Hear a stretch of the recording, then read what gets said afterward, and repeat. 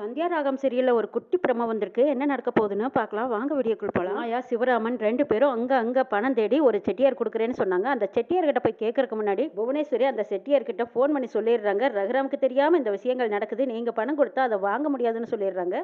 அந்த பணத்துக்கும் எனக்கும் சம்மந்தம் இல்லைன்னு சொல்லிடுவாரு. ஜானகியை வெளியில எடுக்கிறதுல ரகுராமுக்கு இஷ்டம் இல்லை. நீங்க எதுக்காக பணம் கொடுக்குறீங்கன்னு புவனேஸ்வரி சொன்னதும் அந்த செட்டியாரோட மனசு மாறிடுது. சாரிங்க, எங்க மன்னிச்சிடுங்க, என்கிட்ட அவ்வளவு பணம் இல்லைன்னு வந்து சொல்லிடுறாங்க.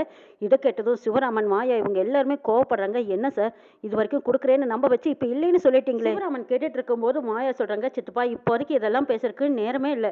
சீக்கிரமா எப்படியாவது பெரியமாவை நம்ம வெளியில எடுத்தாகணும். டைம் ஆயிட்டே இருக்குது.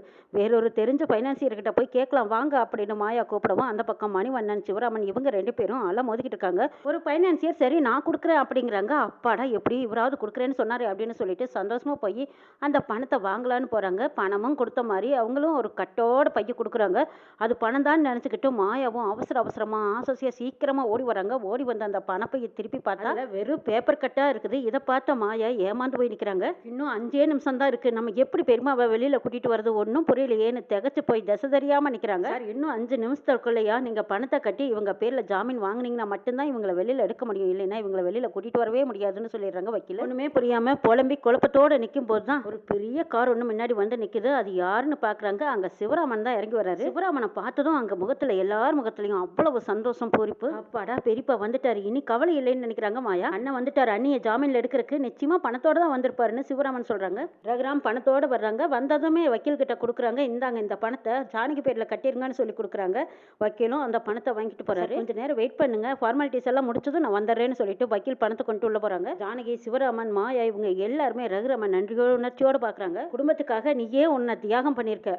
ஏதோ போதாத காலம் என் பேச்ச கொஞ்ச நாளாக மீறிட்டே ஜானகி, இருந்தாலும் அதுலேயே ஏதோ ஒரு அர்த்தம் இருக்குன்னு இப்போ தான் எனக்கு புரியும். அதுக்கு காரணம் தனா வந்து சில விஷயங்களை உன்னை பற்றின உண்மைகளை சொல்ல வந்ததுக்கு அப்புறம் தான் நான் பண்ணின முட்டாள்தனம் என்னங்கிறது எனக்கே புரிஞ்சதுன்னு சொல்கிறாங்க ரகுராம். ஜானகி ரகுராமை பார்க்குறாங்க. மனசுக்குள்ளே என் பேரில் இவ்வளவு அன்பும் பாசத்தையும் வச்சுக்கிட்டு அதை வெளிக்காட்டாமல் நீங்கள் எவ்வளோ மனசை காயப்படுத்திட்டீங்க. இப்போ கூட யாரோ எவரோன்னு கை விட்டுருவீங்களோன்னு நினச்சேன். ஆனால் இந்த நேரத்துலையும் நீங்கள் எனக்கு கை கொடுத்து ஆதரிச்சிருக்கீங்க. நம்ம பொண்ணுக்காகத்தான் நான் இப்படி ஒரு பழியை ஏற்றுக்கும்படி ஆயிப்போச்சு. மற்றபடி உங்கள் பேச்சை மீறணும்னு நான் நினச்சி கூட பார்க்கல. அப்படி என்னைக்குமே உங்களுக்கு அவமரியாதை வர மாதிரி நான் நடந்துக்க மாட்டேங்க அப்படிங்கிற மாதிரி பார்வையில் பார்க்குறாங்க ஜானகி. என்ன ஜானகி, நான் உனக்கு இப்படியே கைவிட்டுருவேன்னு நினச்சியா அப்படின்னு ரகுராம் பார்க்குறாங்க. அன்பான பார்வையும் அன்பான பேச்சும் கடைசி நேரத்தில் கை கொடுத்து ஆதரிக்கிற இந்த ஆதரவு எனக்கு இதுவே போதும்னு நினைக்கிறாங்க ஜானகி. வக்கீல் ஃபார்மாலிட்டிஸ் எல்லாம் முடிச்சதுக்கு அப்புறமா நீங்கள் ஜானகி அம்மாவை வீட்டுக்கு கூட்டிகிட்டு போயிடலான்னு சொல்கிறாங்க. அந்த பக்கமாக ரகுராம் யார்கிட்டையும் பேசாமல் போய் காரில் உட்காடுறாங்க. ஜானகியை பார்க்குறாங்க. பெரியமா நீங்களும் கூட போங்க, பெரியப்பா நீங்கள் வரட்டுன்னு தான் வெயிட் பண்ணுறாங்க, போங்க பெரியமா போங்க அப்படிங்கிறாங்க மாயா. மாயா அப்படியா சொல்கிற அப்படின்னு ஜானகி கேட்கவும், பெரியமா பணத்துக்காக நாங்கள் எவ்வளோ அலமோதணும், ஆனால் எங்கேயும் கிடைக்காத பணம் இப்போ பெரியப்பா கடைசி நேரத்தில் உங்களுக்காக கொண்டு வந்து கட்டியிருக்காங்க. மன்னிச்சு ஏற்றுக்கிட்டாரு, உங்களை கைவிடாமல் காப்பாற்றிருக்க பெரியப்பா இப்போ உங்களுக்காக வெயிட் பண்ணிட்டு இருக்காங்க, போங்க பெரியமான்னு மாயா சொன்னதுக்கு அப்புறமா ஜானகி சந்தோஷமா போய் காருக்குள்ள உட்காடுறாங்க. ஜானகி ஏதாவது பேச்சு கொடுக்கணுமேங்கிறக்காக இங்க பாருங்க, நம்ம 2 பேருமே ஒரே விஷயத்துக்காகத்தான் நம்ம போராடுறோங்கிறாங்க. எதுவும் பேச வேண்டாம், சொல்லாமலே நீ எதுக்காக செஞ்சேங்கிற விஷயமும் எனக்கு புரியும், சொல்லித்தான் நீ புரிய வைக்கணுங்கிற அவசியம் இல்லை ஜானகின்னு சொல்றாங்க. இதை கேட்டதும் கோவத்துல பேசுறாரா இல்ல குணமா பேசுறாரான்னு புரியாத வந்த ஜானகி கண்ணீர் விட்டுக்கிட்டு கண்ணீர் தொடச்சுக்கிறாங்க. போகும்போது ஒரு ஹோட்டலுக்கு முன்னாடி நிறுத்துறாங்க. என்னங்க இங்க எதுக்கு நிறுத்துனீங்கன்னு கேட்குறாங்க ஜானகி. எனக்கு ரொம்ப பசியாக இருக்காதா, சாப்பிட வந்தேங்கிறாங்க. ஜானகி பதறி போயிடுறாங்க. ஐயோ நீங்கள் காலையிலேருந்து இன்னும் சாப்பிடவே இல்லையாங்கிறாங்க. ஜானகி சாப்பிடாம முகம் வாடி இருக்கு. ஜானகி இன்னும் நல்லா சாப்பிடலைங்கிறக்காக தான் ஹோட்டலுக்கு கூட்டிகிட்டு வந்திருக்காங்க. ஆனால் ரகுராமுக்கு பசிங்குதுன்னு சொல்லி கூட்டிகிட்டு வராங்க. ஜானகியோ ரகுராமுக்கு தான் பசியாக இருக்கு, பாவம் அவர் இன்னும் சாப்பிடாம இருக்காரு அப்படின்னு சொல்லி பதறி போயிடுறாங்க. ரகுராம் ஜானகி சாப்பிடலைங்கிறக்காக வேண்டியதெல்லாம் ஆர்டர் பண்ணுறாங்க. சாப்பிட்றதுக்காக கொண்டு வந்து சர்வர் வைக்கிறாங்க. அப்போ ஜானகி ரகுராமுக்கே எல்லாம் எடுத்து வச்சுட்டு இருக்காங்க. எனக்கு தேவையானதை நான் சாப்பிட்டுக்குவேன், நீ வயிறார சாப்பிட ஜானகிங்கிறாங்க. இல்லைங்க நீங்கள் சாப்பிட்டதுக்கு அப்புறமா நான் சாப்பிட்றேங்கிறாங்க ஜானகி. இது ஒன்று வீடு இல்லை, எனக்கு என்ன தேவையோ அதை நான் சாப்பிட்டுக்குவேன், உனக்கு தேவையானதை நீ சாப்பிடுங்கிறாங்க. இல்லைங்க பரவாயில்ல அப்படின்னு ஜானகி சொல்லவும் ரகுராம் அதட்டுறாங்க.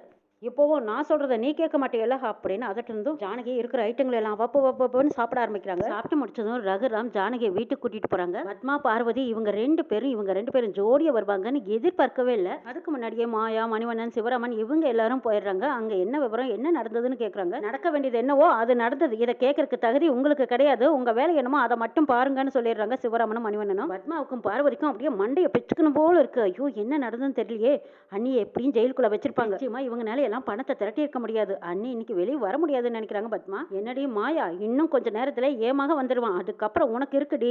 உன்னை வீட்டு விட்டு வெளியே துரத்த நான் ரெடியா இருக்கேன். இன்னும் கொஞ்ச நேரத்துல வெளியில போறக்கு நீயும் தயாராடி அப்படின்னு பார்வதியும் பத்மாவும் மாயாவை கேலியா பாக்குறாங்க. மாயா நடந்த விவரத்துக்கு எதையும் அங்க யார்கிட்டயும் சொல்லல. தனா ஓடி வந்து கேட்டதும் புதிரா சொல்றாங்க, நிச்சயமா அம்மா வந்துடுவாங்க, கவலைப்படாதீங்கிறாங்க மாயா. அங்க எல்லாரும் பேசிட்டு இருக்கும் போது ரகுராம் அம்மாவை கூப்பிடுறாங்க. ரகு, என்ன ரகு அப்படின்னு பாட்டி ஓடி பாக்குறாங்க.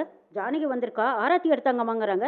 அப்பாடா, ஸ்டேஷன்ல நம்ம வீட்டு மருமக இருக்கக்கூடாதுன்னு நான் சொன்னதை கேட்டு எப்படியோ ஜானகியை வீட்டுக்கு கூட்டிட்டு வந்துட்டுப்பா, ரொம்ப சந்தோஷங்கிறாங்க பாட்டி. பார்வதியும் பத்மாவும் திருன்னு பாக்குறாங்க. ஐயோ, என்னது அண்ணனே போய் கூட்டிட்டு வந்துட்டாரா, இப்படி எல்லாம் நடக்காதுனால நாம நினைச்சோன்னு பாத்துக்கிறாங்க. இந்த விஷயம் புவனேஸ்வரிக்கு தெரிஞ்சு போச்சு.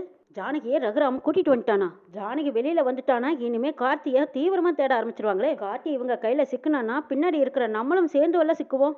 யார் கண்ணிலையும் படாத வச்சிருக்கிற கார்த்தியை இன்னும் எத்தனை நாளைக்கு மறைச்சு வைக்க முடியும்? போச்சு, இவன் மட்டும் சிக்கிட்டான், நாமளும் சேர்ந்து கம்பி எண்ண வேண்டியதான்னு பயந்து போயிருக்காங்க புவனேஸ்வரியும் பசுபதியும். கூடவே மகாலிங்கமும் கூட்டம் இருக்காரு. மகாலிங்கம், பசுபதி, புவனேஸ்வரி, கார்த்தி இவங்க 4 பேர்த்தையும் கூண்டோட இந்த கதிரும் மாயாவும் பிடிப்பாங்களான்னு நாளை பார்க்கலாம்.